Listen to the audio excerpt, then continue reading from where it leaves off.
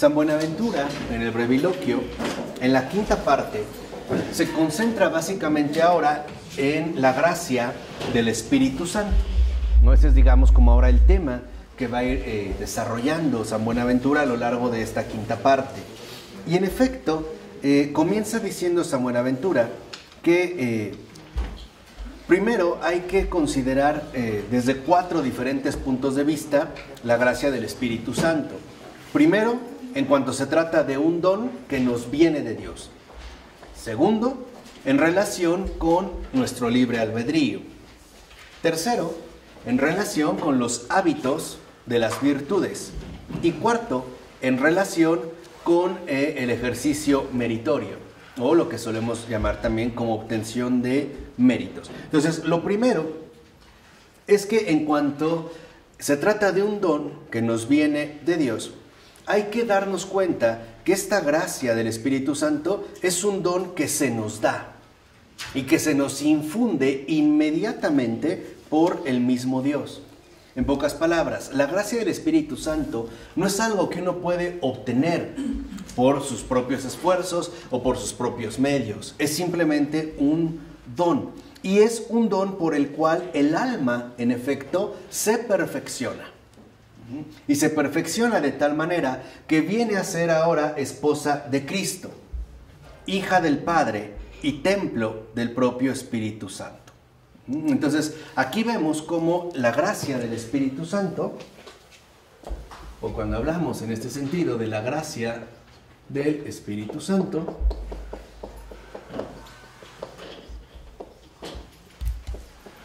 que es un don que nos viene dado directamente de Dios, esta gracia del Espíritu Santo involucra la perfección del alma. ¿Y en qué consiste la verdadera perfección del alma? En que es a través de esta gracia que en efecto el alma humana se transforma en esposa de Cristo. Se transforma en hija del Padre. Y se transforma en templo del Espíritu.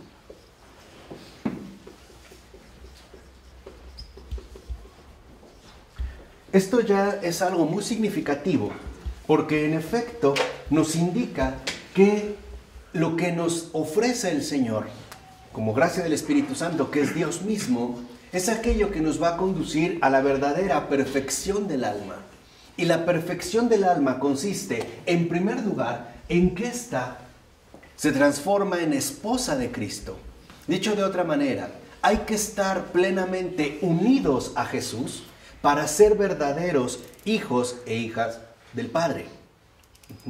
De otra manera no se puede. Y eso es lo que el Señor nos decía, ¿no? Nadie va al Padre si no es por mí. No solo lo dice en un sentido intelectual, o sea, en un sentido meramente teórico. También lo está diciendo en un sentido concreto, en un sentido místico.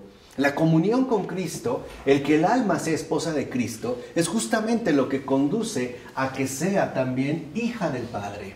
Esta alma, si nosotros somos hijos del Padre, es por Cristo. Por la boda o las nupcias con Cristo.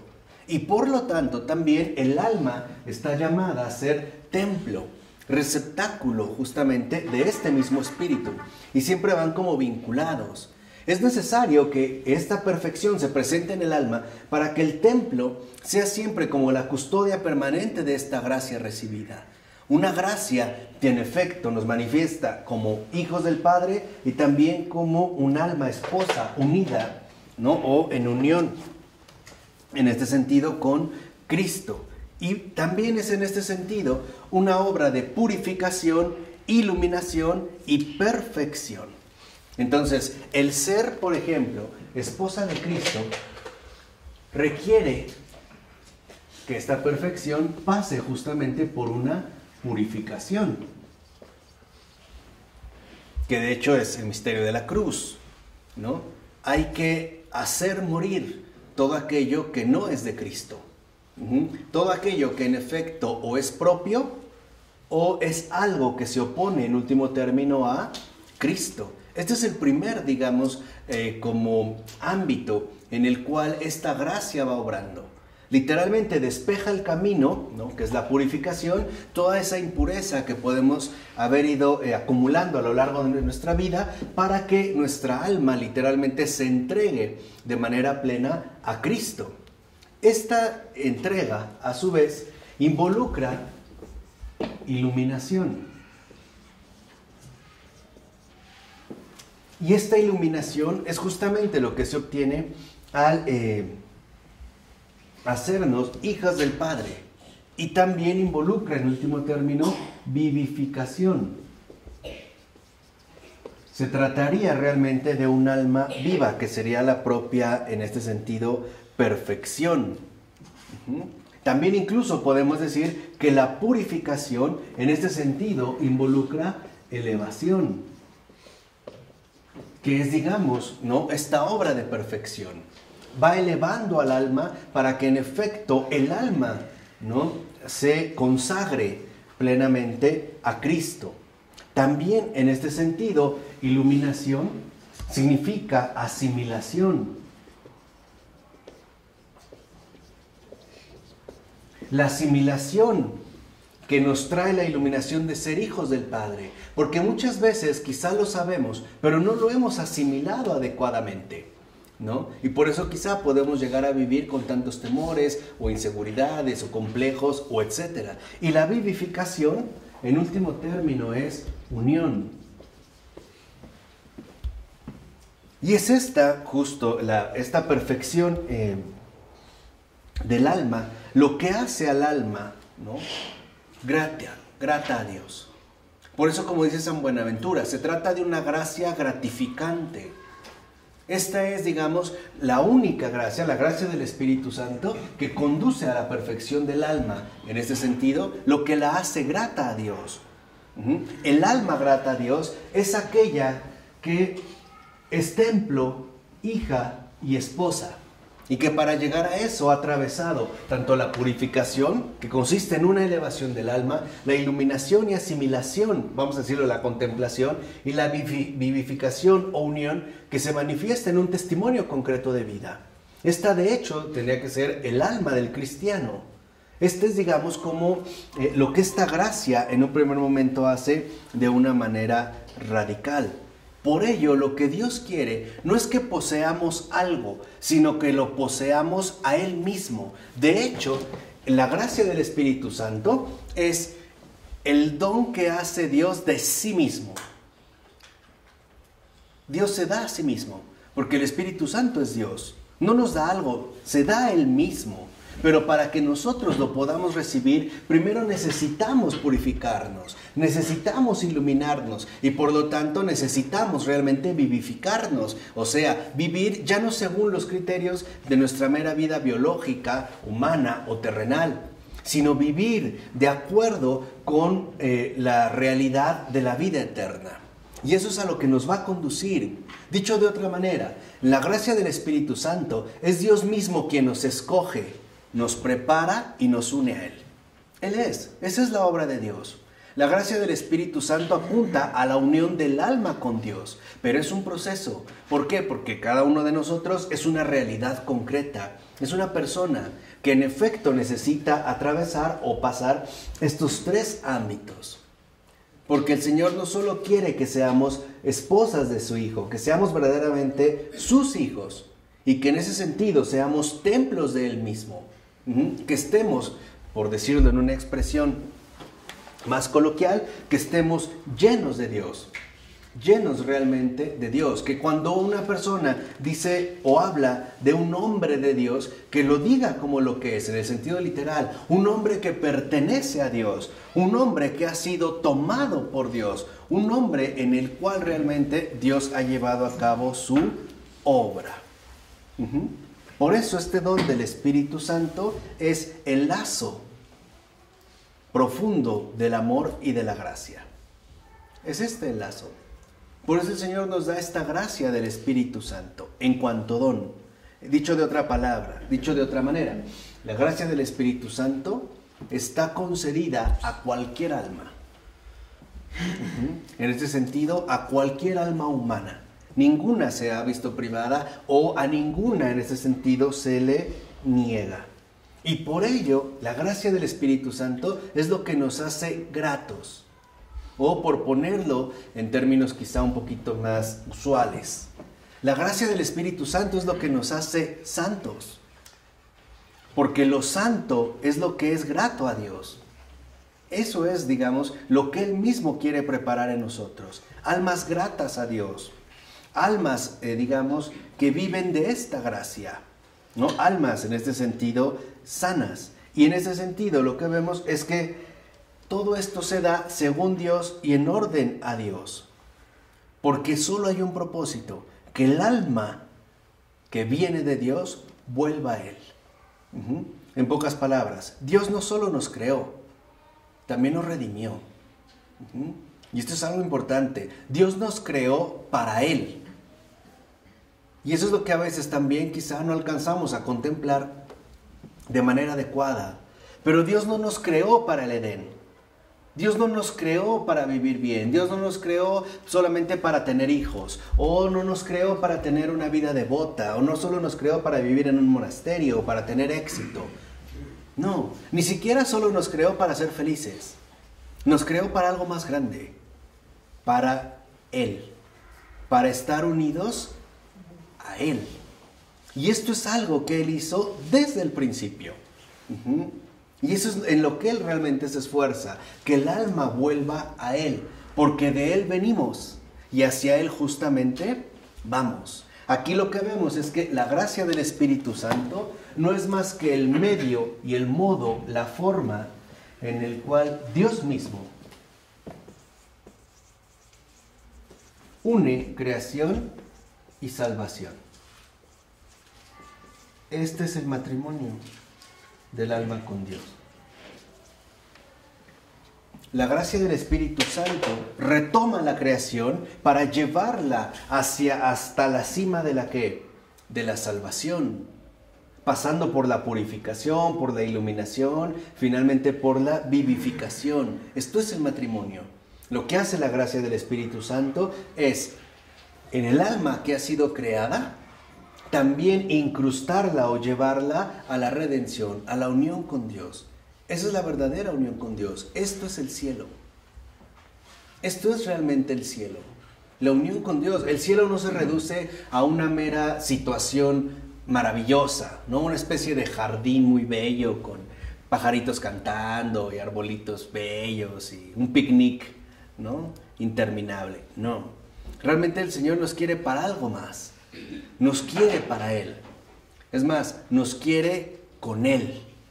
Con Él en el sentido radical, al grado de que nosotros ya sabemos que a partir de la encarnación del Verbo y su elevación, su asunción, ¿no? Su ascensión al cielo, ahora también en Dios, como se dice usualmente a la derecha del Padre, también hay carne, también hay uñas, hay cabello, también hay riñones y hay córneas, hay intestinos en Dios. De una manera concreta, de una manera radical. No solo se trata de una idea o una especie de teoría linda, o que solo el espíritu es el que se debe de conservar. No, también nuestro cuerpo, porque Él nos ha hecho absolutamente todos. O sea, Dios nos quiere completitos para Él. Nada de que el cuerpo ahí se queda y nomás quiero su espíritu. No, quiere todo, todo, incluido obviamente nuestro cuerpo. Por eso es tan importante en este sentido la resurrección de los cuerpos. Ahora, en este sentido, esta gracia que es el matrimonio de la creación y la salvación en el alma humana, es también disposición. Es la capacidad que Dios nos da para disponernos justamente hacia la salvación. Es en este sentido lo que vemos es lo que nos conduce a la salvación. ¿Qué es la salvación? Estar en Dios, vivir en Dios. Y esto, aunque no se puede hacer de manera plena aquí en la tierra, sí se puede hacer de manera real. Y esto es algo muy importante. el que podamos estar realmente con Dios de manera completa. Por ello, lo único que el Señor nos pide es cooperación. Es lo único que nos pide. ¿Cómo nos pide cooperar Dios? ¿Haciendo muchas buenas obras? No. ¿Teniendo muchos planes? No. Lo único que nos pide a manera de cooperación es no estorbar su obra. Eso es lo único que nos pide. Literalmente nos pide ser más bien espectadores de las maravillas que Él es capaz de realizar. Esa es la cooperación. Pero nosotros, en un mundo tan inquieto, siempre tenemos la impresión de que hay que hacer algo, ¿no? De que incluso para merecer algo te lo tienes que ganar, ¿no? Como animales. Si quieres un premio, tienes que hacer un truco. Si no, no hay premio. Si quieres que te dé tu nueva computadora, tienes que sacar buenas calificaciones, etcétera, etcétera, etcétera. No, con Dios no es así. Con Dios no se trata de tener méritos, ¿no? De hacer una especie de intercambio. Se trata de que nos demos cuenta de que lo que recibimos es literalmente algo que nos sobrepasa infinitamente. Que jamás podríamos hacer, aunque viviéramos 100,000 años, algo digno de recibirlo a Él mismo. Eso es lo que quiere, que nuestra cooperación, en un principio, como le decía el beato Antonio Rosmini, sea una disponibilidad inmóvil, dejarle hacer. Eso es lo que nos pide, dejarle hacer. ¿Cómo? A través de una profunda y auténtica docilidad, a través de una profunda y auténtica disponibilidad, a través de una profunda y auténtica humildad. Eso es lo que nos pide. De tal manera que incluso nos invita a reposar en sus brazos, mientras nosotros nos recreamos en las maravillas que Él está realizando. ¿No es esta imagen tan bella que aparece en el Eclesiastés, cuando habla de la sabiduría? De yo estaba ahí al principio, cuando Dios creaba, y yo se me recreaba como niño, ¿no? Disfrutando las obras que realizara. Por eso el Señor nos los recuerda, como lo dijo en el Evangelio de Mateo. Mi yugo es suave, mi carga es ligera. Y esto también es algo que muchas veces, me parece, se suele pasar por alto. No es algo que no tenemos como muy presente. Sobre todo porque, como nos han insistido mucho, somos una cultura del esfuerzo. Nada es gratis. Pero hay que tener cuidado con ello. Porque la palabra gratis viene del latín gratia, que significa gracia. Cuando yo digo que nada es gratis, lo que estoy diciendo es la gracia no existe. Todo tiene un precio. Y ese es un error. Ese es un error grave. Porque, por ejemplo, el aire que hemos respirado, ¿cuánto nos ha costado? ¿Cuánto ha costado? ¿Cuánta bocanada? Esto se hace cuando se comercializa y tienes que comprar un tanque de oxígeno. Pero en realidad no se nos cobra, ¿o sí? Los rayos de sol que hemos disfrutado, no, a menos que vayamos a un resort privado y paguemos la habitación. Está comercializado. Pero literalmente no. Esto es lo que quiero que entiendan. O sea, cuando hablamos de la gracia del Espíritu Santo, antes de adelantarnos al Espíritu Santo, detengámonos un poco en la cuestión de gracia. Es algo gratuito y por lo tanto es algo que solo puede apreciar y realmente valorar un corazón manso y humilde. No menso y presuntuoso. No, porque el Papa Francisco le dijo, hay que ser mansos, no mensos. La mansedumbre es esta. El corazón manso es aquel que reconoce lo que se le ha dado y que sobrepasa toda medida. Que es algo realmente excesivo, que ha producido un exceso. Ese es el corazón manso. Y el corazón humilde es aquel que reconoce que no lo merece, pero se le ha dado. Y se le ha dado por una simple razón, por un único motivo, por amor, nada más. Nada más. No es que tengamos que rezar 10,000 rosarios, no es que tengamos que hacer, no. Se trata de dejarle hacer a Él. Esa es la cooperación. Esa es la mejor manera de recibir esta gracia. Para Dios todo es gratis, porque nadie le puede pagar lo que nos da. ¿Quién le puede pagar? ¿Quién le puede pagar lo que nos ha dado? Nadie puede. Nadie, ni los ángeles. ¿Cómo le pueden pagar los ángeles su pureza, su belleza, su naturaleza angelical? ¿Cómo pueden? Cantándole los serafines 24,000 horas, toda una eternidad, ¿ya? ¿Pagaron la factura? No, es gratis. Este es el primer punto. De tal manera que entonces esto nos invita a contemplar que este matrimonio también es una obra de la gracia. La creación ha sido gracia. ¿Y qué es la salvación? Gracia. Gracia. Pero aquí hay un punto importante. La creación es una gracia dada, pero la salvación es una gracia recibida. El Señor lo único que quiere es que recibamos su salvación. Es lo único que nos pide, recibir. No nos pide dar, nos pide recibir. Recibir su gracia. Esto es lo que les decía, que es justamente como el paso importante por el que no podemos nosotros pasar por alto. Porque es Dios mismo el que hace al hombre digno de Dios. Ningún hombre lo puede ser, de ninguna manera.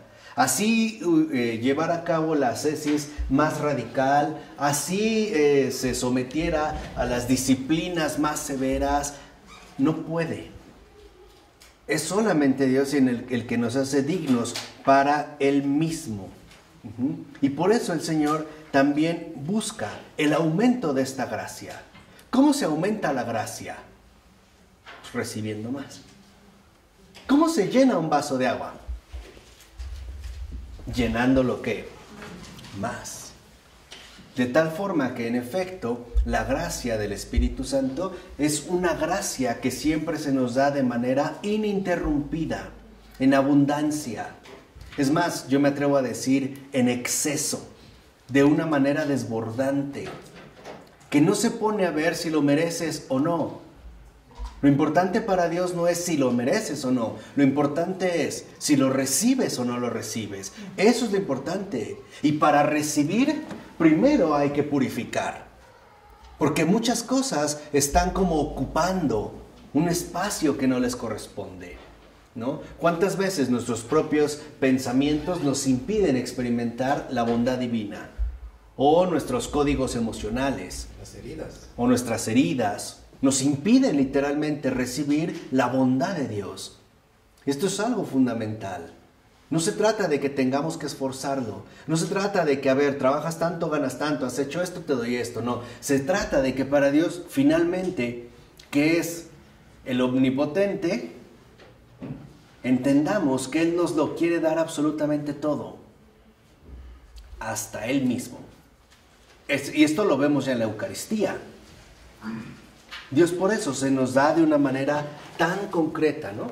Dios se da incluso a sí mismo y se nos da como alimento, incluso vamos a decirlo como un alimento físico, real, concreto, con una presencia real, donde sabemos que en cada Eucaristía está su cuerpo, su sangre, su alma, su divinidad. Ahí está el verdadero Hijo de Dios, ahí está el verdadero hombre y el verdadero Dios, ahí está Jesús. De una manera completa, de una manera, en este sentido, total. Por eso es que también tiene que ver con nuestro libre albedrío, o sea, con nuestra libertad creatural. Porque no solo se trata de que nosotros reconozcamos esta gracia, sino que la recibamos. Y que la recibamos hasta el fin. Y esto es algo quizá que a veces también hemos confundido. Miren. Cuando hablo de recibir la gracia, supongo que es algo así como si Dios me dio mi botella de agua para el camino, y pues me la tengo que ir, como decimos aquí, chiquiteando, ¿no? Poquito para que me dure. No, Dios no da así, ¿eh? Dios no da así. Dios da desde aquí, da algo, y siempre da de allá para acá. De hecho, la gracia de Dios se llama porvenir. Es algo que el Señor va dando siempre, a cada instante. No es algo que nos dio y que nosotros debemos de cuidar con mucho esfuerzo y temor. No, es algo que el Señor siembra y que Él también busca en este sentido incrementar. Porque para Dios lo importante es siempre ir a más, no a qué, no a menos. Y si hemos descuidado esta gracia, ¿qué sucede? ¿La perdemos? No, porque no es algo que nosotros hicimos. La podemos descuidar, cierto, pero no la podemos eliminar. Porque no es algo que nos pertenezca propiamente. Es algo que se nos ha confiado, algo que el Señor espera que recibamos con toda nuestra mente, con todas nuestras fuerzas, con todo nuestro corazón, al grado de que esta gracia se haga encarnación, se encarne en nosotros. Al grado de que se encarne de tal manera que la creación ahora encarna la salvación. Que se encarne literalmente nuestra vida. Cuando se encarna realmente nuestra vida, entonces nuestra alma va en camino de la perfección, va avanzando a ser esposa de Cristo, hija del Padre, templo del Espíritu. En pocas palabras, la encarnación de la gracia no es más que la gran obra trinitaria. Es la encarnación de la Trinidad. Que nuestra alma alcance esta perfección, que nuestra alma realmente no reciba esta gracia como María, como en el vientre de María, que la gracia recibida, la gracia del Espíritu Santo, que es Dios mismo, se hace hombre, se encarna a ese grado de que incluso se materializa, por decirlo así, ¿no? El invisible se hace visible. Se hace accesible, o dicho en términos quizá más usuales, Dios se hace hombre. Y no un hombre hecho y derecho, un niño, un recién nacido, un bebé. A ese grado, tal y como nosotros. ¿Qué espera? Que así como Él se ha encarnado en nosotros, nosotros también reencarnemos en Él. Este es el único sentido real de la reencarnación. No es que el alma ahora depende de cómo me porté en esta vida, puede ser que me retachen y ahora reencarno en una cucaracha o en una salamandra, ¿no? O en un japonés, no. El sentido real de la reencarnación es esto: entrar a la dinámica de la gracia, responder a la llamada de Dios. Él se ha encarnado, pues ahora yo me voy a reencarnar. ¿En quién? En Él. En Él. Me voy a reencarnar en el Hijo, me voy a reencarnar en el Padre, me voy a reencarnar en el Espíritu. Esa es la única, el único sentido verdadero de lo que llaman reencarnación. Nada de que no, fue una regresión y resulta que era una princesa maya. Pero pues creo que no me porté muy bien y me quedé en México, ¿no? No, que sí. O era María Antonieta o no sé qué tantas cosas raras ahí. Sí, no, nada de esto, porque es importante, como dice San Buenaventura, que por eso la gracia del Espíritu Santo solo se puede recibir con fidelidad. Y esa es la fe. La fe no es un estado subjetivo de certeza o una especie de fuerza interna que me permite mover montañas. No. La fe es fidelidad a la obra del Señor. Esa es la fidelidad, al grado de que, como dice San Buenaventura, a quien fielmente le obedece, le otorga, por haberle obedecido, una recompensa para nada pequeña. Fíjense, ¿qué nos da Dios por casi nada? Todo. Por casi nada, Ese casi nada es haber recibido. Ningún humano actúa así, ni puede actuar así. Porque para nosotros, desafortunadamente, todo tiene un precio. Vivimos bajo el criterio moderno de la meritocracia. A ver, ¿qué méritos tienes, no? ¿Te lo has ganado? No. Entonces, gánatelo. No se trata de meritocracia. Se trata de entender, en pocas palabras, que el Señor es el que realmente está interesado en cada uno de nosotros. ¿Para qué? Para estar con Él. Dios nos ha creado, Dios nos ha recreado y Dios nos ha redimido. Esto lo vio también, por ejemplo, San Bernardo, ¿no? Cuando decía, Dios nos formó, el pecado nos deformó, Dios nos reformó. Esto es algo importante. Entonces, es, digamos, como vital que nosotros nos demos cuenta que esta gracia, la única complicación que tiene es nuestra propia libertad. Es como el único conflicto que se le puede presentar. ¿Por qué? Porque en efecto, nosotros, por lo menos, sí tenemos la posibilidad de incurrir en el pecado.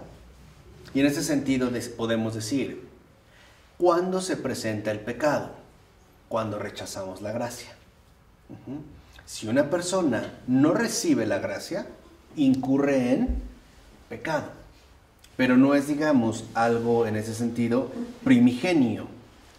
No, más bien tendríamos que ver que en este sentido, cuando el Señor, por ejemplo, nos da la gracia del Espíritu Santo, no quiere decir que nos libra del pecado.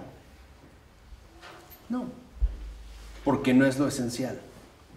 Lo esencial es que para nosotros lo definitivo, lo central, ya no es el pecado por sí mismo. Es ahora más bien la gracia. Y esto es algo que vivimos de manera ordinaria. Por ejemplo, uno puede llevar una vida de gracia y no obstante cometer pecado. ¿Qué sucede? Vamos, nos confesamos y listo. Seguimos.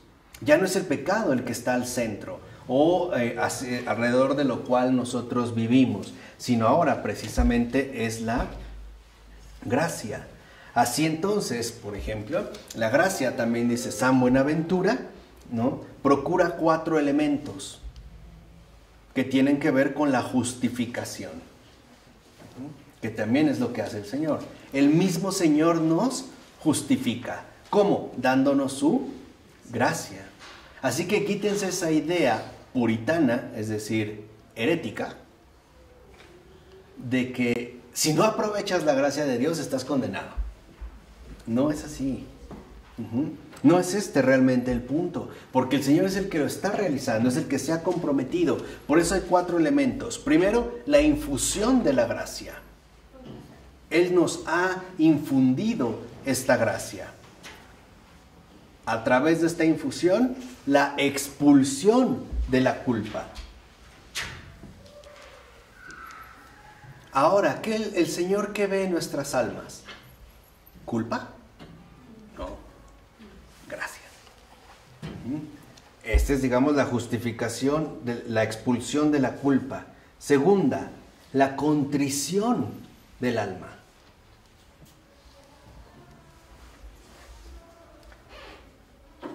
Y cuarta, la justificación de la libertad.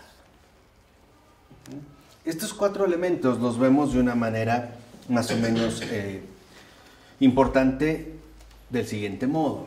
El Señor nos ha dado aquello que no podíamos conseguir, o sea, la salvación. Ahí está la infusión de la gracia. Y esta infusión ha traído la expulsión del pecado, que solo Dios puede vencer y que solo Dios puede literalmente erradicar. Esto ha traído, dijimos, la contrición del alma, o sea, el reconocimiento de la verdad, que sí, que somos pecadores, y a pesar de eso, el Señor nos siguió dando su ¿qué? Su gracia. Es más, hay un pasaje muy bonito en el Génesis, donde se recuerdan, cuando incurren ya en el pecado, o sea, se alejan de la gracia o se distraen, Adán y Eva, y se esconden, se hicieron una especie como de taparrabos, supongo yo, ¿no? Con hojas de higuera. Y así se quedaron. Así se salieron del paraíso, con sus hojitas, en la típica imagen, ¿no? Que vemos en las pinturas, con sus hojitas ahí en sus partes íntimas. No, en el propio Génesis lo dice. el Señor se acercó y Él mismo les confeccionó vestidos de pieles. Ahí se ve la gracia. Este simple hecho quiere decir, lo que a partir de entonces del pecado el hombre hizo, Dios ni siquiera lo deja así. Él mismo los reviste y Él mismo les confecciona la ropa.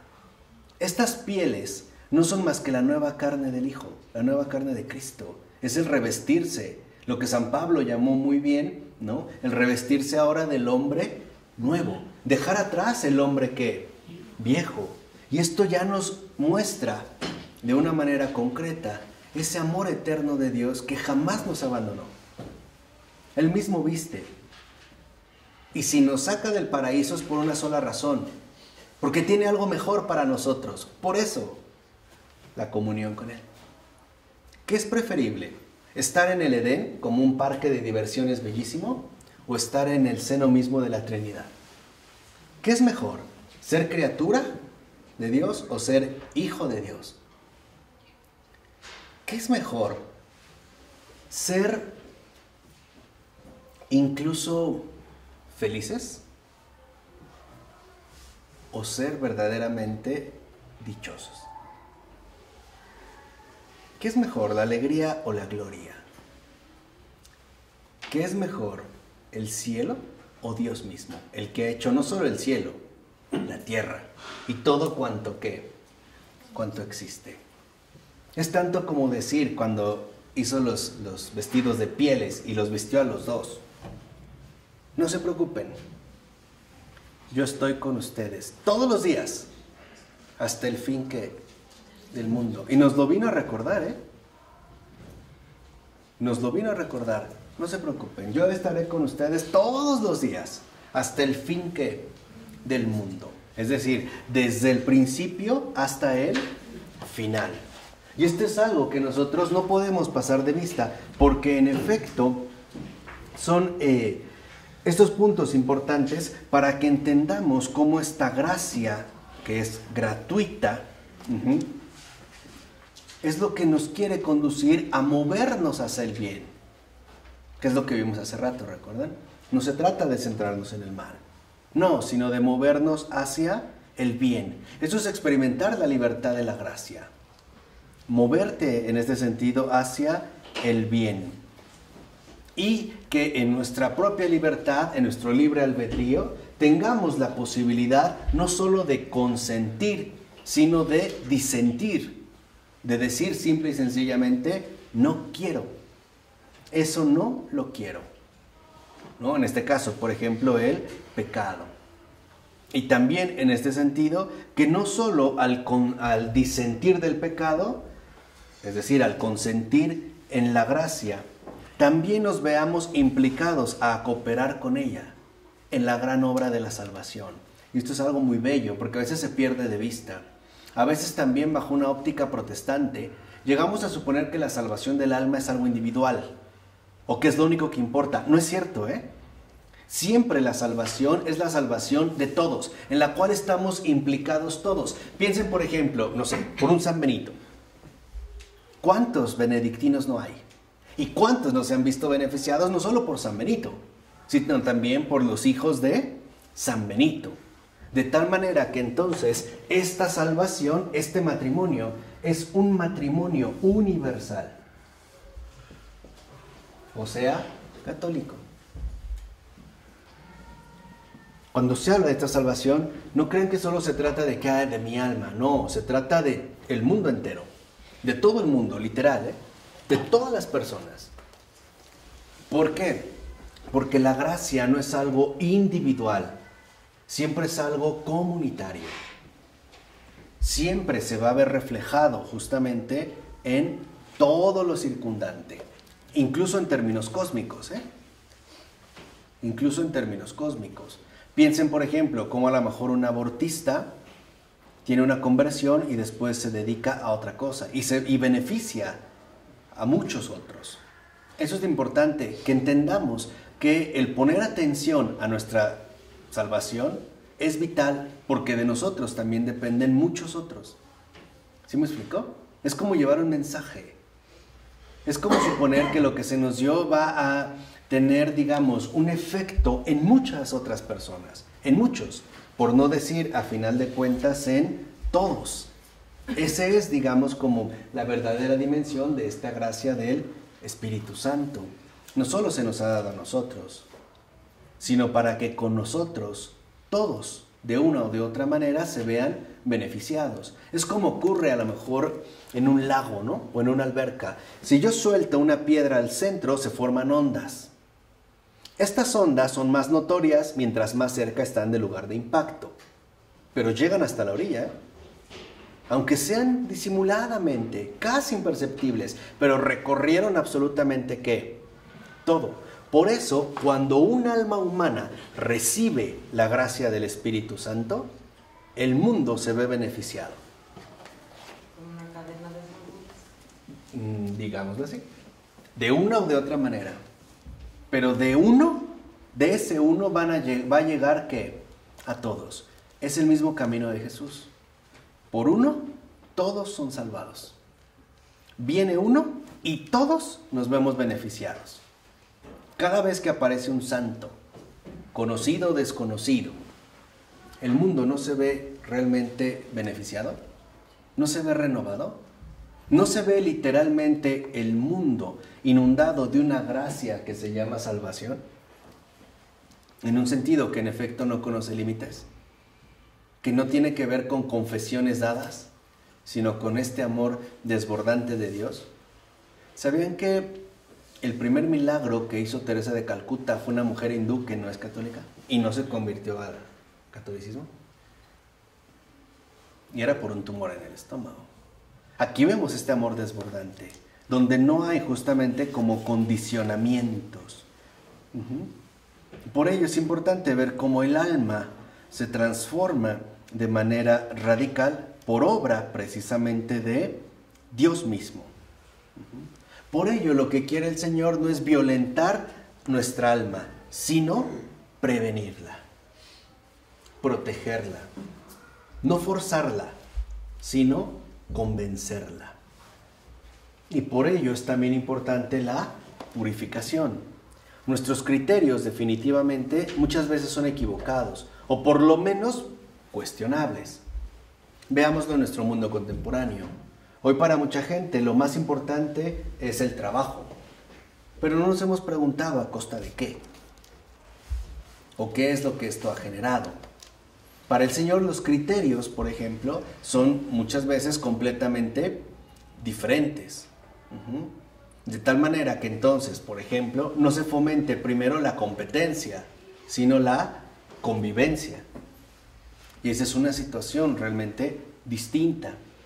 Esto es vital para nosotros, para que en efecto nos demos cuenta que Dios no quiere obligarnos, más bien convencernos, persuadirnos de 1001 maneras, e incluso con gemidos y llantos, como lo ha hecho Jesús, ¿no? Con súplicas, con amonestaciones, como sea, pero mover precisamente el alma a que se abra y reciba esta gracia. Por eso se da una especie como de secuencia que consiste en lo siguiente. Primero, la gracia dada gratuitamente y recibida por el alma lleva al alma a responder libremente. Y ahora es capaz de consentir o disentir. Y por lo tanto se dispone para recibir todavía más. El que ha recibido, el Señor finalmente le va a dar todavía más. En este sentido, justamente lo que dice San Buenaventura, se nos invita a cooperar. Y es esta cooperación la que trae justamente el mérito. No es lo que hicimos, sino la docilidad que manifestamos. Esos son los méritos. No se trata de ponernos a hacer, vuelvo a repetir, sino de dejarle hacer a Él. Por eso dice, nadie puede enorgullecerse de sus propios méritos. ¿Por qué Dios? nada corona en nosotros que no sean fruto de sus propios dones. Por ello es importante darnos cuenta cómo la gratitud es parte fundamental de nuestra propia perfección. ¿Cómo podemos medir cómo andamos en la perfección del alma? A través de 2 criterios. El primero, ¿qué tan agradecidos somos?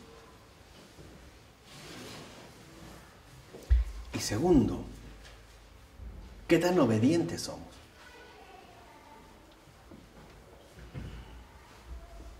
Este es, digamos, como parte también de nuestro crecimiento. ¿Qué tan agradecidos somos realmente?